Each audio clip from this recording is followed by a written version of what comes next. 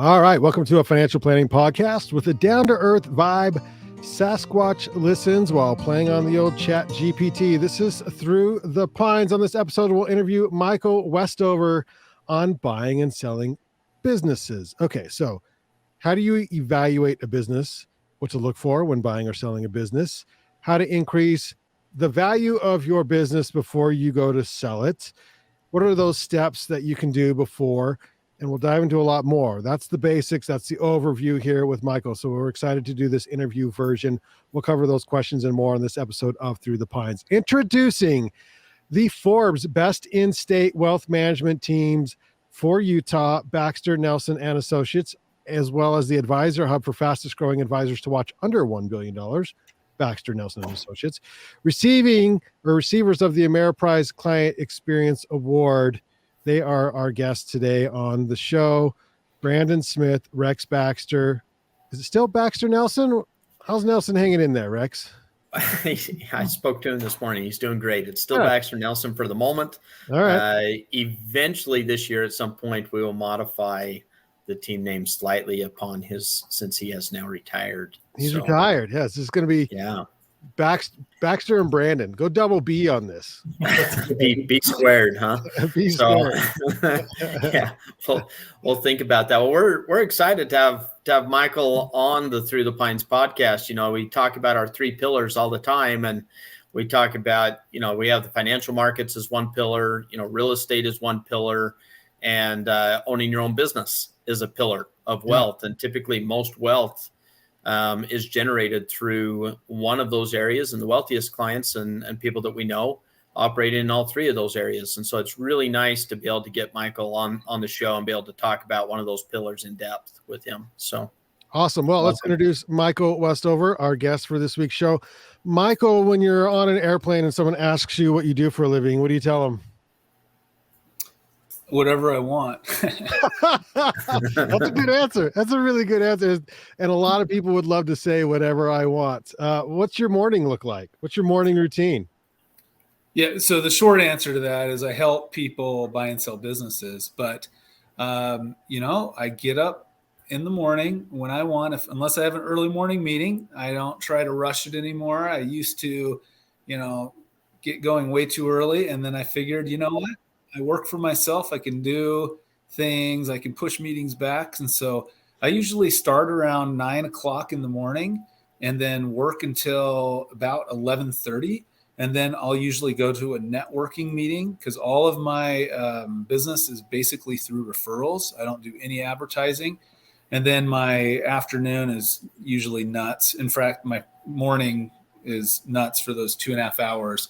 So it's just constantly juggling the buyers who are wanting more information about certain businesses, the actual clients themselves who want to know where things are going. And then, employees, just helping make sure that we're managing the accounts properly and that we're taking the proper steps. So it's fun. Every day is different. I love learning about I deal with so many different verticals, so many different industries that it's a constant learning process. Yeah. Because you have to kind of dig deep on these businesses to represent them well. You have to understand the good, the bad, and the ugly. Yeah. Essentially. So are you like a real estate agent for business selling and buying? Yeah, it's similar to that. I do go out on site and, almost like a real estate agent would, to show the home, to show the business. But typically that's a later stage after there's already been significant due diligence that's been done by the buyer. And then we'll meet the owner and we'll do a tour. Sometimes they'll drive by the business and look at it, or pop in and get a pizza, or, even get their car work done, whatever the business is. So, that's probably a fair way to look at it. Okay. So quick background so that those tuning into the podcast recognize you, Michael, as a professional in this industry. How did you get here, and what's your accreditations to beginning? One day you just started selling businesses, essentially. Yeah. So my background is actually in education. I was a school teacher for 5 years, and I was a school principal for 15, I worked in a couple different school districts, kind of the flagship high schools for those districts. And then about the time the charter school movement was happening in Utah, I saw an opportunity there and started my own business, a consulting business, and basically ended up working primarily with charter schools because there was such a need. A lot of competent, great people on these boards creating these cool schools, but no one really understanding how to navigate the system, frankly, because it's public funding. And so you have to be very careful about how the processes you follow and establishing these schools. Fast forward, so I ended up working. I started a couple charter high schools, but most of these charter schools are mostly K through 8, so elementary, junior high school. So it was kind of a fun shift, instead of joking around with the high school kids, a lot of little kids running up to you and giving you hugs, and you're like, who are you? But just a total shift. So lots of fun, enjoyed it. But there came a point, kind of like I said, with, well, how do you spend your days? What do you do? I do what I want. There came a point where I was like, why am I still doing this? This is a heck of a lot of work. I don't owe any money, any money. I can do whatever I want. This was, several years ago. I'm still fairly young. And I just decided, hey, I'm going to jump out. I did a business once before. Let's do it again, but let's shift it to the business side. My wife always told me you would be great at business. And I basically just kind of blew her off for several years because, hey, this is what I do. This is what I know. I started networking. I mentioned networking a minute ago, but simply because I realized that I didn't know a lot of people in the business industry. I knew I was well networked in education. But I jumped into business and didn't know that many people. So I started attending networking events and started making relationships there. And one of the people I talked to immediately, go back to your question, I was kind of throwing myself under the bus a little bit, stating that, I'm new to business. I don't know much about business. Even though I ran a successful business for many years, it was kind of small. They pretty much said, well, wait a minute, you have these charter schools, you have to get like hundreds of kids committed before you even open the school to even get funding. And you have to get the facilities, and you have to get the computers, and hire the teachers, and they have to be highly qualified, and you have to do the food services, which is crazy with federal regulations, and you have to do the special education, you have to do all this stuff. And I was like, yeah, it's crazy. And they're like, holy cow, dude, you know a lot more about business than you think you do. And I got to thinking about that, and it's very true. Yeah. Business, frankly, and I know this is kind of a tangent here, but business is a lot easier than starting a public school. Let's put it that way. Interesting. Yeah. Well, I want to ask you about how to value a business, but when your wife said you'd be good as a business person, what traits did she see in you that would suggest that? Why would she say that? I don't know. I think she was lying. She probably just wanted me to do something else. She's a good wife. That's why. Yeah.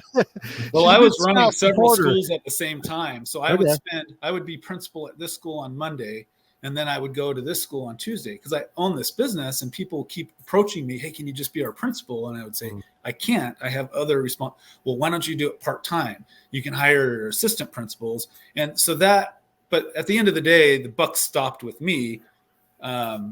It's a lot of responsibility. It's people's kids. There's lots going on in schools. And so, like I said, there just came a point where I remember driving to one of these schools one day. I looked around the valley and I was like, man, there's a lot going on here that I don't know anything about. And I just remember thinking, it's time to maybe make a change. And so I think she knows that I'm a hard worker. And I think she knows that I'm detail oriented and I'm not the stupidest guy. I'm not the smartest guy, but maybe I in education terms, I was making pretty good money, but my first year in business, I made more money than I did 20 years in education. So it's not all about money. I got into education to make a difference and to do something meaningful. But I sometimes tell people I did my 20 years of community service. You did. Well, you're making a difference now because you're helping people get the most out of the business that they put their heart, soul, blood, sweat, tears into to build. And so you've worked with multiple different types of businesses, and everyone, I'm assuming, assumes that their business is worth way more than it is, potentially. So how do you evaluate a business? Because all the difference, let me just say there's a lot of different, like you said, a lot of different business types out there. What are some basics that every business needs to have in place to evaluate, essentially? Yeah, and I would say 1/3 of prospective sellers, owners, overvalue their business. Oddly enough, I would say 2/3 actually undervalue their business. Interesting. Okay. So those are tough conversations with the overvalue people, right? You get all their information, all their financials, and you're like, this is where you're at. I like to give people a range, kind of a best case scenario, worst case scenario, and say, look, likely your business will sell somewhere in between. But if the stars aligned right, we might be able to hit it here. But, some people are like, no way, I'm not selling for less than this. And, they're the owners. They can do whatever they want. Doesn't mean I'll represent them. But there are those business owners. But conversely, there's just a lot of people. I think it's because they see all the problems with their business. They're living in it every day, all day. And they just see all the, inefficiencies and, that they just, no one's going to want this. This is just a headache, and it's nice to get a fresh face looking at it and being able to say, no, there's a lot of value here and someone will pay a lot of money for this. And of course, a lot is relative depending on the business and the owner and whatnot. But so back to your question about the valuation, there's different aspects of it. There's obvious things such as the tangible assets, right? Your hard assets, your equipment, your inventory, fleet, whatever. There's intangible assets, which are, maybe your online presence, some accounts that you have, key accounts, branding, those kind of things. Mm-hmm. But there's also what's called your goodwill. And the goodwill can be worth quite a bit depending on the nature of the business. For instance, I'm selling a beauty school right now. And to get accreditation to actually teach and certify people to do these different estheticians and hair things and nails and all these different things isn't easy to do. It's like a 4-year process at the end of the day. And so there's a lot of goodwill built into that, despite what some of the other, they have a lot of that tangible and intangible assets. But another one may be a software company with a code where they own the code, right? That is strong goodwill. Or I have several businesses that have been around for 50, 70, 80 years. There's a lot of value there when a business is shown that they can exist for 3/4 of a century. That says a lot. The last piece would be the financial piece, of course, right? People want to see that businesses are cash flowing, that's why people buy businesses as opposed to starting a business, is because everything's established. Yeah, it's not free. You've got to spend money on this, but you can anticipate, you can plan, you can basically map out your future based on a minimum criteria, right? And then, of course, like I said, the fresh face, the fresh outlook, that 30,000 foot view, you can see, we can make these simple tweaks, because a lot of these people have been in these businesses for a long time, and it's hard for them to make changes because they just don't see it. But someone fresh can come in and say, oh my gosh, there's an easier way to do this and this.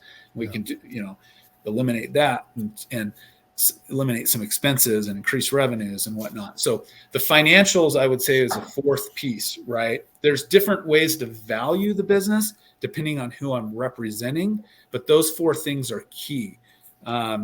If I'm representing a buyer, I'm going to evaluate it very differently than if I am representing a seller, right? And they're all valid, but I'm going to try to get the cheapest price for the buyer and the most for the business for the seller. So if someone's wondering what their business is worth, I'll let you jump in, Brandon. If someone is wondering what their business is worth, it's not as simple as like revenue times X. No, absolutely not. Okay. I mean, people will do that. They'll say, it's 3 times the EBITDA. No, it's not that simple. Okay. There's depending on the industry, and there's comps as well. What are other businesses selling for in the region and whatnot? Okay. Brandon? Michael, how often do you see surprises like where you sit down and you're like, all right, I'm going to buy this business. It's going to cost me $250,000 or $100,000, whatever the purchase price is. My guess is you look at the cash flows, right, to figure out, all right, how much, if I buy this tomorrow when I own it, I'm going to be earning X, and that will cover the loan. How often are there significant surprises where they wake up one day and like, oh shoot, didn't see that coming? I hear it more from other people who sell businesses, or like, for instance, if I meet them afterwards, oh, I sold my business 2 years ago. And then I hear a lot about those surprises where, oh, it wasn't making as much money as they said it was, or they doctored their financials, or we lost, a half of the accounts when we changed the ownership. All these clients went over. I just talked to a dentist yesterday who basically said he lost like 90% of the clients. The guy they had set up, in the purchase agreement, they had set up the parameters, and there was a non-compete, but only within 15 miles. So this dentist found another dental practice literally 15.1 miles away, and basically drew away the clientele, and they couldn't prove that they were marketing. So with my clients, I'm not perfect, and certainly nothing happens perfectly, but I hear a lot of horror stories from the outside mostly. We try to be as transparent as possible so there are no surprises. People understand that some clients will typically leave with new ownership, but there are things that you can do in advance to kind of prep for that and maybe not eliminate it, but reduce it. But really good question. Rex, do you have a question about just kind of what Michael does? Yeah, I've been jotting down questions fast and furiously, and so regarding the valuations, because that is an important thing, right? Because you're talking about, if you're representing the seller, you're talking about their entire financial future, possibly, as well as maybe a generation or two. And so when you're looking at those metrics, what metrics are most commonly underlooked when you come in, or when you're competing against, them doing it themselves and trying to sell a business on their own? Selling a business on your own is not a good idea. Like, seriously. So just so you know, you're too close, right? You're in it. I've come in midway on deals several times. Just like people find out about me, or someone refers me over, they hear they're having problems. And a lot of times they will, and sometimes it's to a mechanic that they've been working with for 5 years. They're selling their auto shop, or maybe a hairstylist that's at work for them, and they consider them friends. First of all, they have no idea what the business is worth. So they're just literally guessing, shooting from the hip. Oh, $50,000. That sounds great. Okay. And then they bring me in, and I'm like, yeah, I can help you through the process and help you, put together the documents and whatnot. But then I look at everything. I'm like, no way, this is worth $200,000 or $300,000 or whatever. You are not selling this business for 50. And then they're like, oh, well, I kind of already told Bob I was going to sell it to him for 50. And I said, look, I will be the bad guy. We'll just say the truth that I took over you hired Michael Westover to help you through the process because you've never done it before. You need help. And now he's got a bunch of interested buyers. And so I'll have that difficult conversation with Bob and say, look, I know Jim told you $50,000, but his business is worth $250,000. And by the way, I have 2 people interested. And so, maybe he'll work out a deal. And I know in one case, that person actually was able to we were still able to get a deal done, but we literally tripled the amount they were going to pay. So it was still kind of a deal. The guy got a good price, but it was a lot more than he expected. So getting a broker, it's different than just putting a sign out in front of your house saying for sale by owner, and hey, come look at the house if you like it and you're pre-approved for a loan. Great. You people can, just the negotiation piece alone within one sentence, I've heard people like practically throw away, $100,000. Oh yeah, that sounds right. That sounds good. Sure. No, not sure. You're not agreeing to $100,000 less than that. Oh, okay. Well, yeah, I agree with Michael. Let's do what he says. So you have to be super careful of what you say and when you say it and how you say it. And by the way, doing proper listings, it's not just as easy as just throwing up a quick little ad on KSL. You have to have details, and people who are going to spend money on a business need to see the right information to dig into their pocketbooks and the right documentation. You can protect the business owner by having the non-disclosures signed and collected before sharing documentation.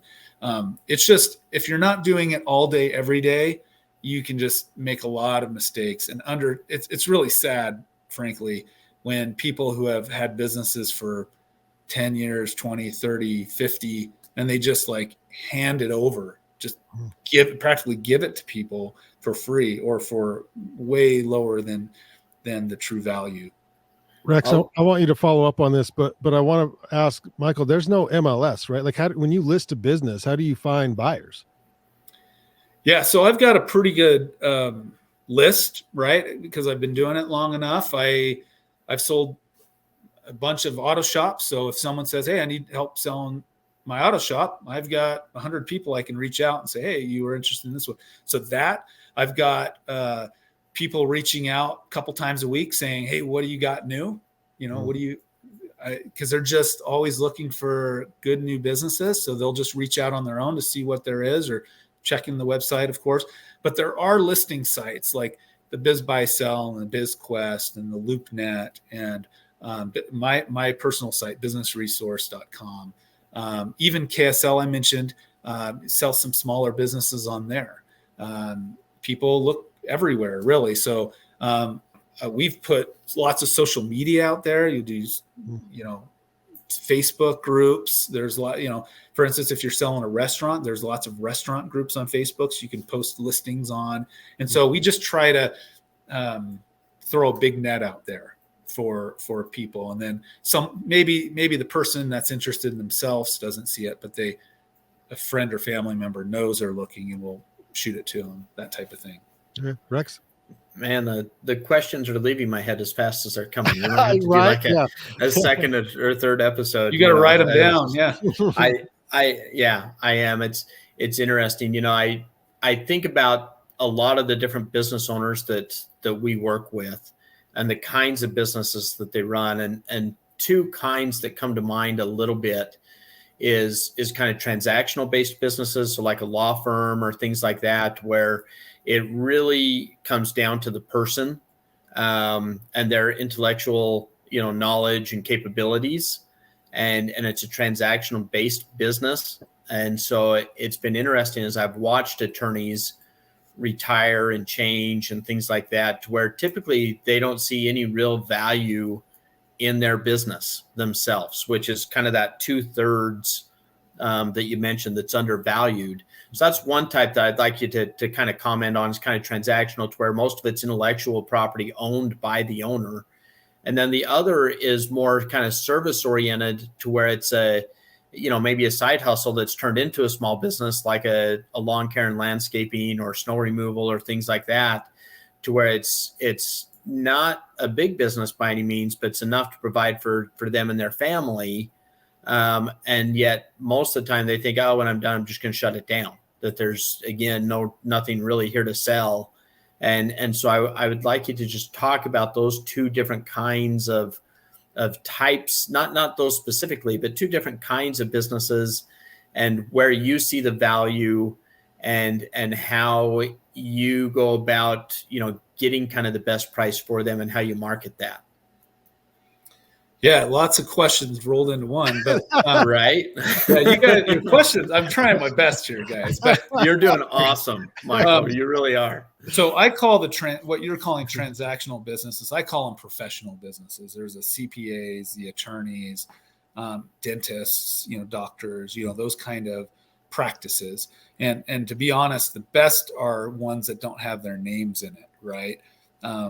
It's okay if you have a restaurant that says Bob's Burgers, that's a little more acceptable. But if it's Bob's CPA, then it's harder to sell that because people are like, well, where's Bob? I want to talk to Bob. So I know it's kind of silly, but name it Alpine CPA instead. So it makes it much easier to sell. Now the service industry, those are two very different. And before I address that, let me go back to the shutting the doors thing. Please, please, please don't let clients, friends, family, don't let people shut their doors. I had a guy who started a flooring business. This was last year. And it was a friend reached out and says, hey, this guy's just going to shut his doors. Do you think you could help him? And so I talked to him and he's like, yeah, I'm going to do this with my friend. And we've only been doing it a few years. It's okay. But I started looking at things and they were making a little bit of money. They weren't making a ton, but the store looked good. Ended up getting them like $250,000, like 2 months later. The guy was thrilled. People don't realize what they have. I compare it to like a garage sale for businesses. Like some people, right? Some people want stuff. Some people don't. What one person's garbage is another person's treasure. And so just because this person's ready to move on doesn't mean someone else is like, oh, that would be perfect. I would love that. And it's actually okay that there's these problems because I don't have money. If those problems were solved, I wouldn't have money to pay for it. And so I always tell people there's two sides to every coin, right? If this business was cash flowing better, or if they had a better online presence, or if their fleet was new, whatever the criticism is, okay, there's some things to do, some things to work on. But if those things were in place, that business would cost a lot more money. So you can look at it either way. Just don't let people close down their business. I always say there's two things. Brandon's heard this before, but there's two things every business should know. They should know their value currently, and they should know their plan, when they plan to exit. And I always call it the rate, the state, or the date. Those are my three. And I coined that, by the way. I know it's amazing. But the date is simple, right? Some people are like, oh, it's 65, time to sell my business, time to exit. The rate could be, oh, well, I plan to sell it when I hit 20 million or 5 million, whatever the case may be.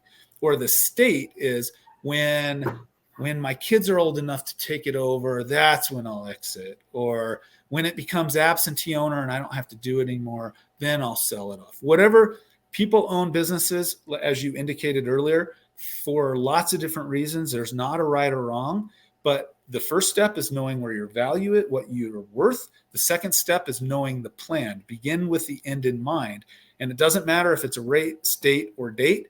Know where your work. So when you have those things in place, then you can start making the planning and talk to the financial planners and get things in order. There are so many shiny objects out there. Oh, you got to buy this new marketing or this CRM. You got to do this and that. And guess what? If you're just trying to do a family-owned business that you're going to pass along to your kids, and you're really just, you have a job. It's a business where you work for yourself, which is valuable, but you're not really, making tons of money. You make enough to live off of.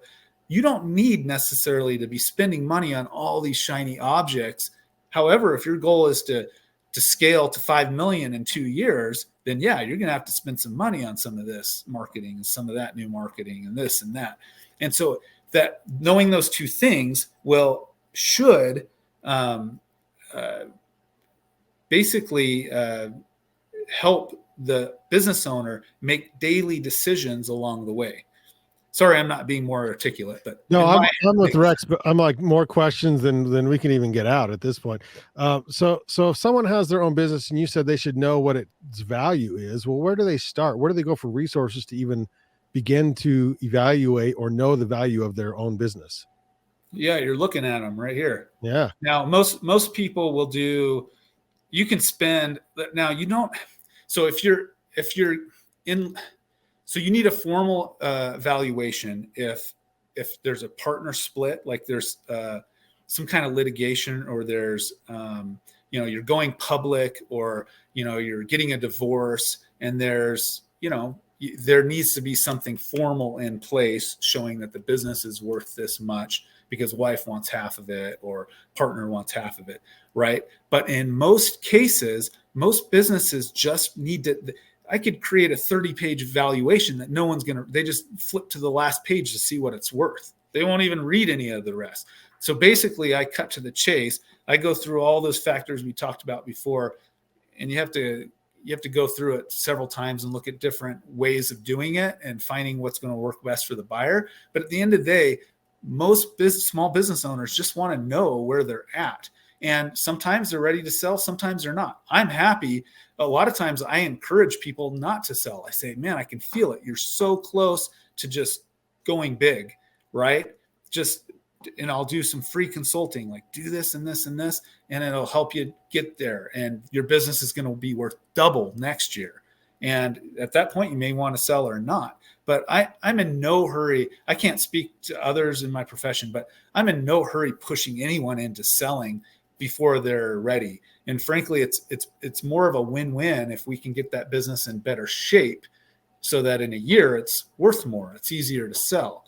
And I hope I didn't skirt over your professional versus service industry question earlier, but they're very different industries and they have very different multiples. And the service industry is hot. I mean, I probably have like 30, 40 businesses right now in the service industry. There's lots of opportunity there, but it's 100% different. It's a book, like you said, the intellectual property, the professional industries, it's more of a book of business sale. And so what you have to do is you have to validate those accounts, the number of years you've had them, for instance, because people can jump ship pretty much whenever they want, even frankly, if there's a contract, but being able to show that, oh man, I've had this client for 5 years and these clients for 10 years and these clients for 1 year, that can help the valuation quite a bit in those kind of professional businesses. I didn't mean to skip over that. No. So you say that, service businesses are hot. Is that from a buyer's perspective or a seller's perspective would be the first question I would have? I would say both. The weird thing is there's not a lot of barrier to entry in the service industries, right? I mean, a lot of times you don't necessarily need any special license, or heck, you could be a general contractor and go to school for like a day and get a license. And so there's not a ton of barrier to entry, but still there's lots of, and maybe that's the attraction. There's just lots of people looking for that. Maybe they're sick of their corporate job and they just want to be their own boss. And they're like, man, I could, like you said, I can landscape and just provide for my family and work for myself, or pest control or whatever. And so there's a lot of businesses out there on the market in the service industry and lots of buyers. Okay. So next question I have for you is how are you compensated? How do you charge on a seller side versus a buyer side versus just a valuation or things like that? But how are you compensated, Michael? Yeah. So I can, if a person just wants to know what their value is, for 10 years from now to plan ahead, they know they're not selling now, then I am going to charge a nominal fee because it takes time gathering all the data, putting it all together, being accurate. But we're talking like $300, I've done it fast. I can do it. Right. That's like a house appraisal.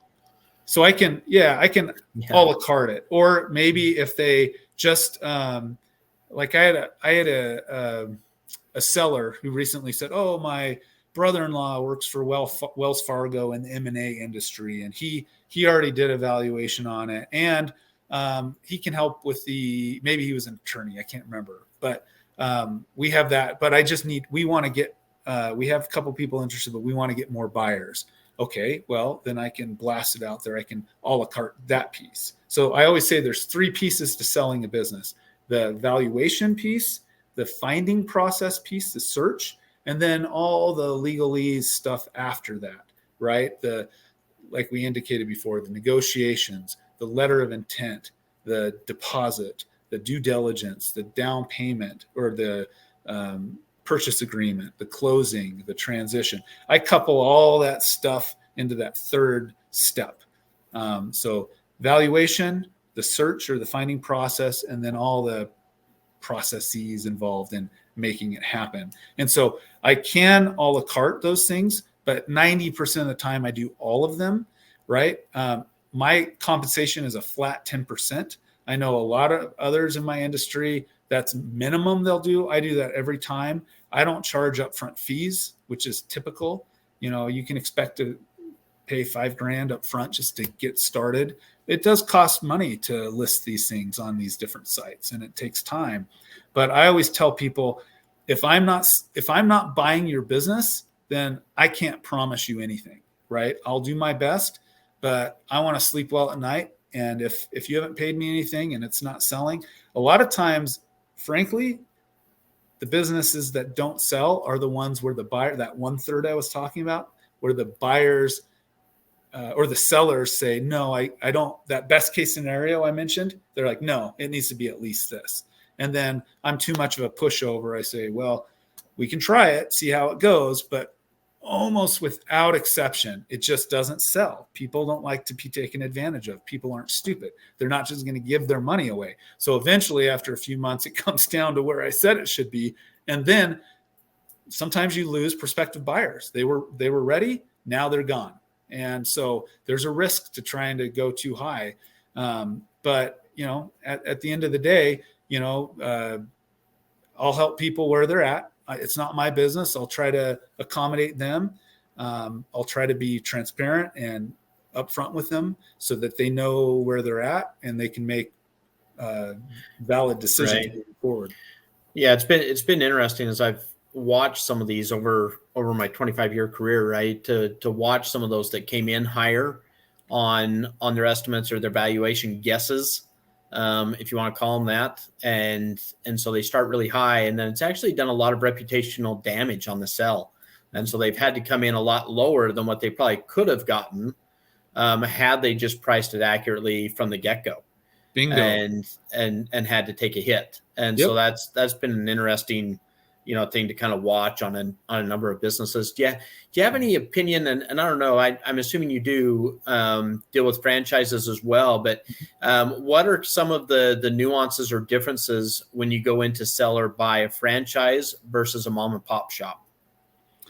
Yeah, you just have a different, instead of a two-way transaction, you have a three-way transaction. I got to face my fingers right. I keep using my fingers. Sorry, I use my hands so much. You're just like, what's going on here? This guy needs to calm down. I'm sorry. But it's okay. We're podcast and video. This gives people an opportunity to watch the video so we can see Michael work the fingers there. Yeah. I'll just sit on my hands. I'm sorry. No, that's actually a really good question because every franchise is different. Some are great to work with, some are nightmares. And so you have to include the franchise from the get-go, because if you don't, everyone could be happy, the seller, the buyer, everything's worked out. And then we say, hey, franchise, we're ready to go. And they say, no, we don't like the buyer for this reason, or their credit score is not high enough, or they don't have enough industry experience or whatever. So I always, again, with transparency from the get-go, get the corporate involved, make sure all the paperwork, they usually have their different process and we have to follow their steps. Sometimes they have documentation that they want us to use, at least as a template of some sort. So doing franchises complicates things for sure. But if you do it right, usually you can get through it just fine. Speaking of franchises though, I'll kind of pivot just for a second here and say, hopefully this goes without saying, but people need to be very, very, very, very careful when buying a franchise, especially if it's not a well-established franchise. It seems like a lot of people are coming to me saying, oh, I want to sell my franchise. And I'm like, I don't even recognize, is this franchise is this new? Oh, no, they've been going for 20 years in Texas or something.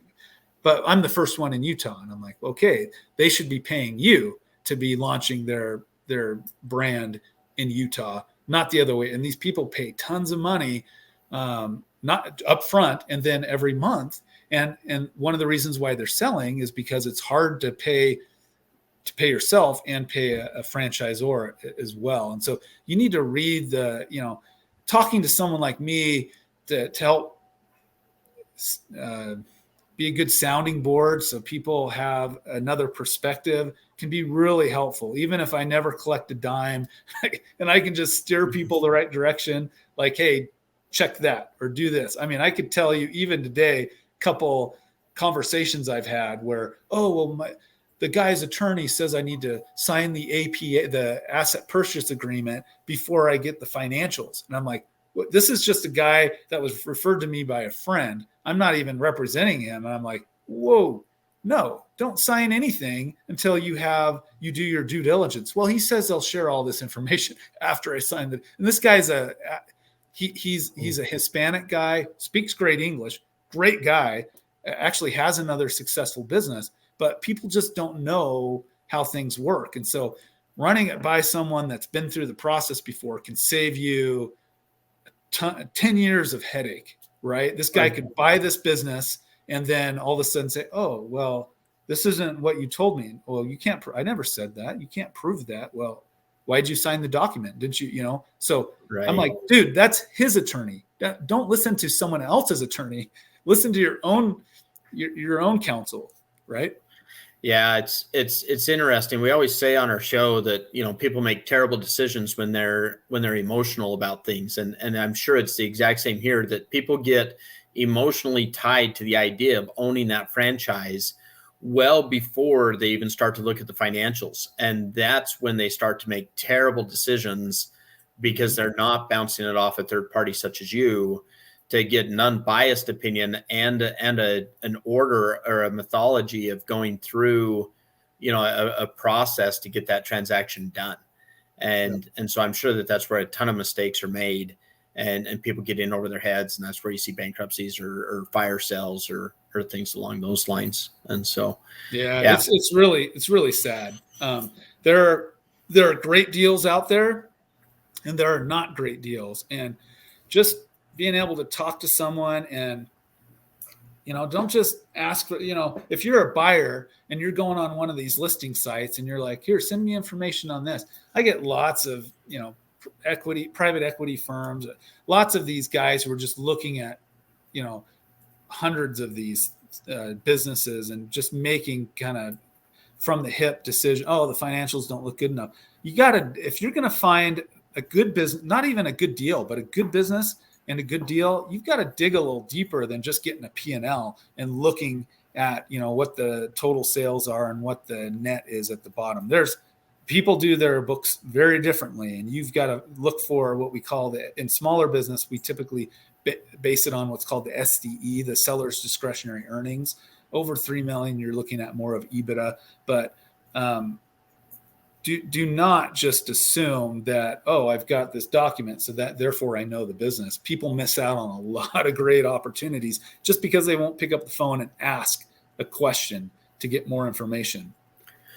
What advice would you give? Sorry, I'm hogging the phone here, or the phone, the podcast. Rex is in the 80s. It's all right. Yeah, I am in the 80s. Yeah, I can't wait for the background music for this one. So what advice would you give? It seems like I get a lot of questions from parents for their kids. So a lot of 50, 60, 70-year-olds asking for their kids that are in their 20s and 30s, or the 20 and 30-year-olds that are trying to buy a business, interested in buying a business. They have no idea what kind of business or what to even look for or where to start. So what advice do you have for people to do or steps to take before they contact you, before they bring you in on evaluation or looking at the buy side of a transaction? Yeah, it's a really good question. I would say, to be honest, I would say not having a clear picture of what you want can actually be a benefit. So a lot of people reach out saying, I want an Italian restaurant, right? Okay, well, here's a couple that you can look at for sure. But if someone else says, look, I've got $300,000, what's my best option for a business? I'm not really sure what I want to do. I know I want to own my own business. I know I want it to eventually be absentee owner. I'm okay being owner operator at first. And frankly, I always recommend that whoever buys a business needs to get their hands dirty and know that business inside and out. And the only way you're going to do that is by working it, at least for a period of time, so that how can you improve if you don't even know it, right? I have 10 questions, for instance, to answer your question, that I would send a buyer and say, look, we can spend literally all day talking about all these different business options. And I can tell you the background of them. I can tell you about the owner. I can tell you the story, the situation. But I don't have that kind of time. You don't have that kind of time. So here's some simple questions. And then I can filter and I can hone in on, okay, here's 6 options that meet your needs. And so obviously if you want an auto shop or a tow business or something, great. I'll send you those businesses. But I think people are smart when they say, what kind of great deals are out there right now for sale? And, maybe you have a geographical area, or maybe you don't want a brick and mortar, or you want an e-commerce, whatever. That opens the door for a lot of conversation around things that you may have never even considered that may end up being, your best decision ever. Because newsflash, people contact me way too late. Like the best time for a seller, Brandon knows this, to reach out and talk to me is 2 years before they plan to exit. Like it doesn't happen overnight. You're not listing a bicycle on KSL. If this is an established business and you've got things, it takes time to find the right buyer. It doesn't happen quickly usually. And so, and if I have time to do some basic consulting with the seller, then we can get some stuff in place, right? I always compare it to like you said, selling a house. There's some, you can paint the front door, you can plant some flowers. There's some simple things you can do to raise the immediate value and make it look a little more valuable. But in the end, some of the underlying issues, that gives us time to address those issues that will make it a lot more valuable. And those things just don't happen quickly. What I was saying is in Utah, everyone waits not everyone, but a lot of people just say, oh, well, I'm retiring in 2 months and I guess I should probably sell my business. And I'm like, okay, what are you doing? Well, it's a 50-year established auto shop, or, I'm like, what the, no, so I try to be upfront with people that, look, I'll try my best, but it probably will not sell in 2 months. A dentist, or like you said, these professional businesses.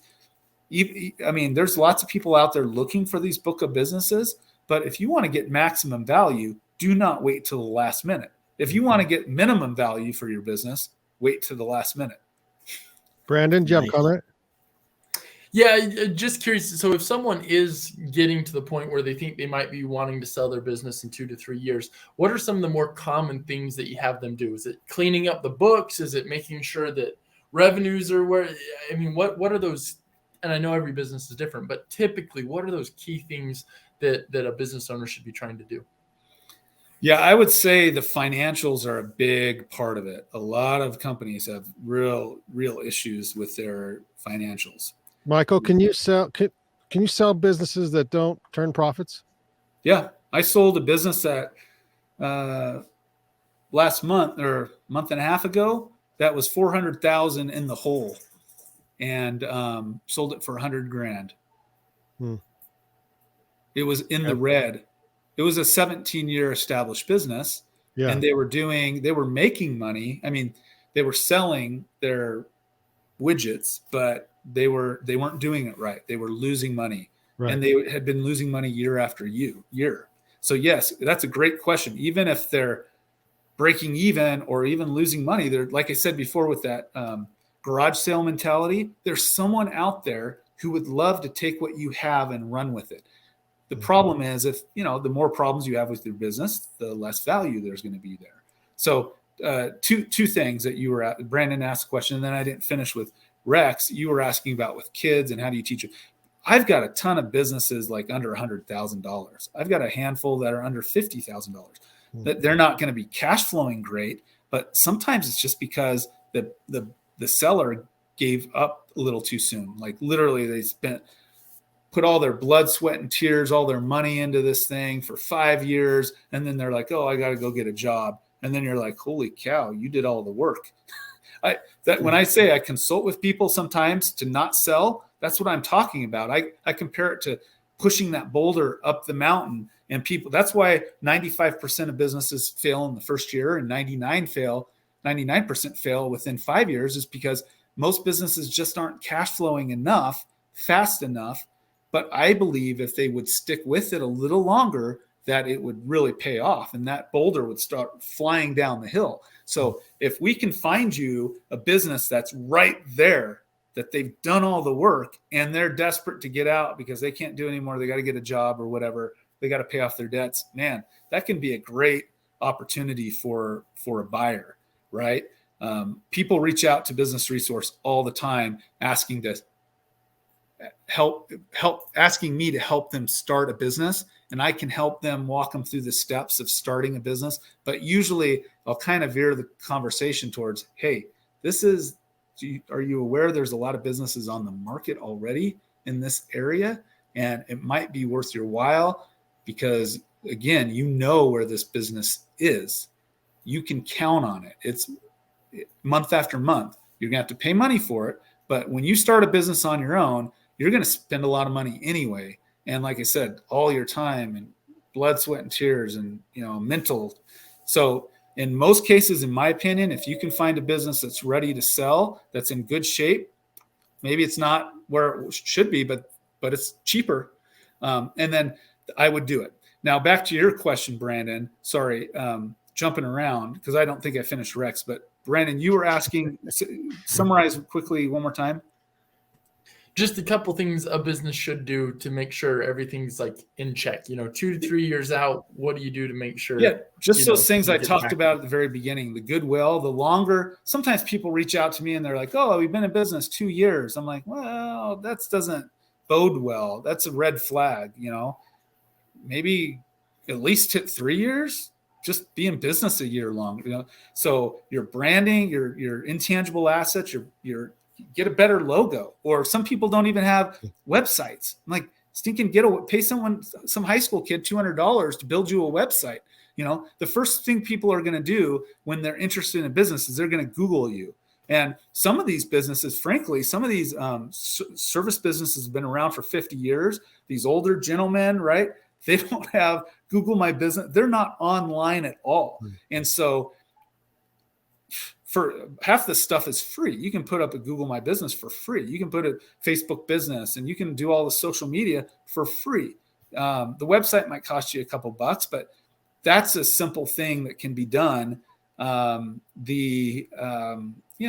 care of your your physical hard assets, really the financials, I'd say, are the big one. If we have enough time in advance, and that lends itself to what you're doing, obviously, talk to a financial planner who can look at this and say, oh my gosh, you're miscategorizing this really, because at the end of the day, what you want is you want to minimize expenses and you want to maximize profits. What a lot of these businesses are doing is they're trying to mitigate their taxes. And so they're expensing everything they can, right? And then their taxes show that they made $5,000 last year. But that's why we go off of what I called the SDE, the seller's discretionary earnings. So we have to backload all that and say, no, look, they did a home improvement project. They went on this trip. They got their daughter's races. Yeah. And even cash. Some of these businesses, like tow businesses, they do a lot in cash. Well, guess what? You have to show that in the bank. You can't just say, oh, well, I've got a gun safe full of a lot of cash. I'll show you. People need to see solid financials. And so starting in advance, talking to me or you and saying, look, let's minimize your expenses as much as possible. And let's put as much revenue in there as possible. That's going to make it very attractive to buyers. Whereas a lot of these people who contact me last minute, it's just like a nightmare trying to fix their financials, and try to walk people through what's really happening, what their owner's compensation truly is. Michael, it's 2023. Everyone has a social media account. How does that get evaluated in the value of a business? Is it like, per 10,000 followers, it's worth this much money, or does it matter? Like, there's not really an algorithm that I know of. But yeah, the more followers, the more likes, all those things do matter. And so going back to what I just said, if someone goes on, in fact, this morning I had someone, or was it yesterday afternoon? Someone was, what business was that? They were basically saying, "Oh my gosh, their social media is actually really good on Instagram, but not good anywhere else." And they actually went through and scrolled through it. If they're going to buy something, they want to see what's there and what's not there. And your question is good. I wish I had a solid answer for you, but I can try. Sometimes I'll just throw 20 grand on and say, yeah, like what's the value your of online presence is great. So what about like an email account? If someone has 100,000 emails, is there numbers associated? The CRM, yeah, if that's what you're talking about, like their customer base, having a CRM is very important. Okay.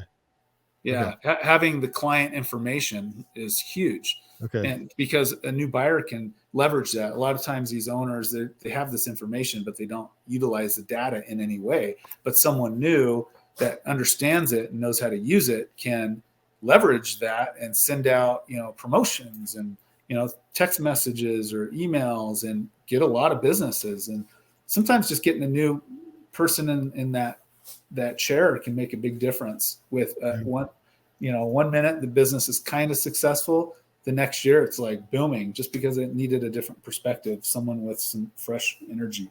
I've seen that with, I think it was an overlanding company, and it didn't do anything for years. And the new ownership came in and it exploded. And I almost feel bad for the previous owners, because it's like, what could have been had they only known a couple minor adjustments, and then all of a sudden, boom. Rex, did you have a comment?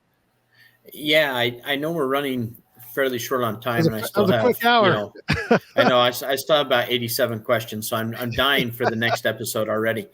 But one thing I want you to talk about just for a second before we wrap up is financing, right? Is when somebody's coming in to buy a business, and they don't have cash, or they don't have enough cash, then what role do you play in that? And what levels of financing do they need to be prepared for in order to take down different sizes of businesses?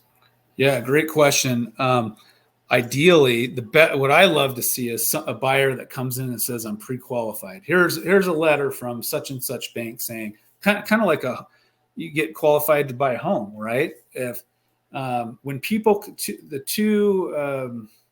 I don't want to call them swear words, but seller financing, I get lots of calls, emails. "Oh, I want, will they be willing to seller finance?" And I'm like, no, this is a 30-year established business. Why? They don't know you. Why would they hand over their business to you? They're just going to say, "Get a loan." I always make the analogy to buying a car. Why? "Oh, I like your Jaguar. I know it took a lot of time and money to buy that. But here's $5,000. I promise you I'll pay you every month for the next 5 years. Promise." And you're like, "No, thank you." But we wouldn't consider that with a car. Why would we consider it with a business? And a lot of people just think they're going to get something for nothing. There's a lot of risk with seller financing. That there are a few advantages if the person's solid and they've been vetted. They have other businesses. They have good credit. It can work. I've done seller financing deals for sure. Seems like I see more seller financing with family deals, right? Mom and dad selling it to son or daughter. Yeah, you got to be careful. It's a terrible thing, but that's where I see it happen more times than not, it seems like. So that's, people will do it. If a seller is desperate, then you could say, "Hey, how about some seller financing?" I don't see, usually it's just a portion of it though, where you still have to put a pretty big chunk down, and then maybe they'll do 1/3. I've seen up to like half, but not really. How do you get more pre-approved? How do you get a business pre-approval letter when you have no idea what business you're going to buy? Oh, they'll look at, just like for a home, they'll look at your. Okay. your personal financial financials. status. Yeah. And I always tell people, Gotcha. start with your bank of record. They have your transactional history. They have all your information. It'll just save you a ton of time, like turning in financial documents. Start with, sometimes people have two banks, but start there. But frankly, banks can be pretty stringent, pretty difficult with approvals, because they're looking for huge deals. If this were a $20 million business, maybe we do it. Oh, sorry, it's only $2.5 million. So a lot of people look at SBA loans. That's kind of another one that people roll their eyes, just because the SBA can take forever. I'm working 2 loans right now that are taking like 5 months. It's not fun. They scrutinize the person and the business. They scrutinize the buyer and any businesses they have or partnerships. The SBA scrutinizes everything, and they're understaffed, and it takes a long. And by the way, the banks usually do their pre-approval stuff, which adds time to it. So sometimes you can't get around the SBA, especially if it's above, $1 million. Most people, even if you have a couple $1 million, most buyers aren't going to put all their cash into one business. They're going to want to leverage it and use it in different ways, right? So it is what it is. But those, I would say, approach your own bank and say, this is where I'm at. This is what I want to do. And they can look at you and they may say, look, you have experience as a dentist or as a whatever, and so you can buy businesses in these industries or whatever, right? Because you can be denied. I've seen people get denied if the bank looks at them and says, you don't know anything about this business. We're not loaning you money because we don't have confidence that you can run the business. So having some experience definitely helps. Man, we just burned an hour. Can you believe that? That was awesome, that was Michael. So I've got, let's do this rapid fire real quick. So these would be like 1 word to like 1 sentence answers for you, Michael, on 4 questions. Number 1, biggest mistake you have made representing a buyer. I would say allowing the 1 word. Sorry. No, 1 sentence. Allowing the seller didn't want to take a deposit from a buyer to keep one business it you open. wanted to buy. Or what? The one business you wanted to buy. I did buy the business I wanted to buy. That's a nice thing about doing what I do, is I can pick and choose, Yeah. Which was? It was a wholesale liquidation company. Okay. Most common mistake when someone is building a business that they don't look at for the future when they go to sell. I would say having that end in mind, having an exit plan. The first day you own a business, you ought to have an exit plan. Yeah. All right. And then finally, what type of business may sell for the most value? Like the best multiple, or just multiple's good. I'd say service industries. Some of these service industries can get up there, like pest control. I've been up to 7x on some of those service-based businesses. Awesome. Michael, I'd love to have you back, man. That was a quick hour. So we'll give it a few months, and then we'll invite you back and see what you're doing. Because we didn't really talk about buying, like if I'm going to go buy a business, what am I looking for? And I'd be certainly interested in more of that side. We talked a lot about selling today and setting your business up for success on the sales side. So tips and tricks of buying. Sure. Yeah. Sorry. Sure. I get long winded. I'm just talking to myself here all day. Thanks for. I love it. That was fantastic. Yeah. Michael Westover, how can people find you if they have questions, they want to get a hold of you? What's the best way to get in touch with you? Phone number is 385-528-8584. I know that's lots of 8s. My website is businessresource.com, but it's spelled phonetically. So you got to pretend you're in first grade. It's spelled B-I-Z, like biz, N-I-S, resource.com. So businessresource.com. I like business with a Z. All right. Thanks for joining us, Michael. We will see you all on the next episode of Through the Pines. This has been Through the Pines, reminding you to use yesterday's dollars to finance tomorrow's dreams.